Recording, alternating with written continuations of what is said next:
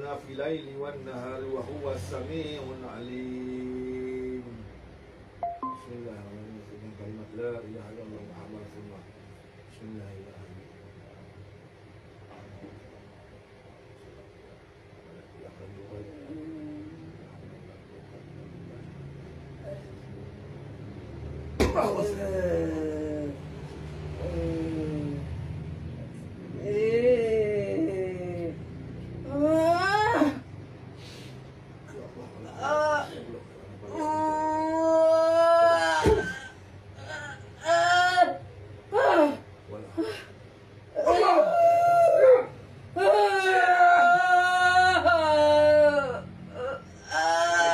dalam tubuh ini.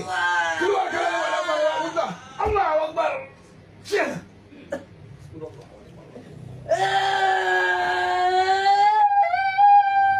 Keluar lewat nafas, lewat sendawa, lewat muntah.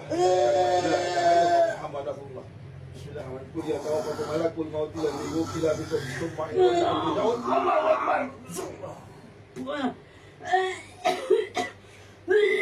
Ya tawaffatu malakul maut alladhi wukila bikum thumma ila rabbikum turja'un. Allahu Akbar.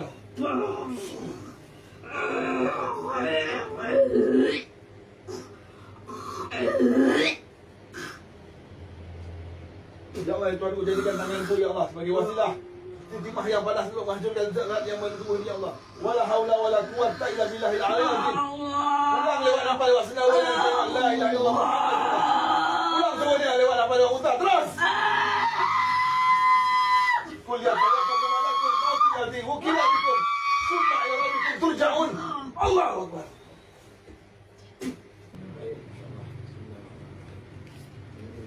Kalimat la ilaha illallah Muhammad Rasulullah. Bangsa-bangsa jin yang berada dalam tubuh mereka, yang berada di lehernya, yang berada malakul mautil ladzi wukila bikum summa ila rabbikum turja'un.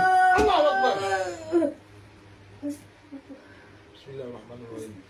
Innal ladzina kafaru bi ayatina sawfa nuslihim naran sawfa nuslihim naran kullama nadidat juluduhum badalnahum juludan ghayraha liyadhuqul 'adzab.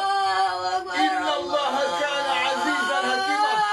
Bismillahirrahmanirrahim. Ya Allah, apabila terdapat jin fasik di dalam tubuh ini ya Allah, Kau gerakkan tangan ini ya Allah sebagai bukti yang dalam tubuh ini ya Allah, dengan kalimat la ilaha illallah Muhammad Rasulullah.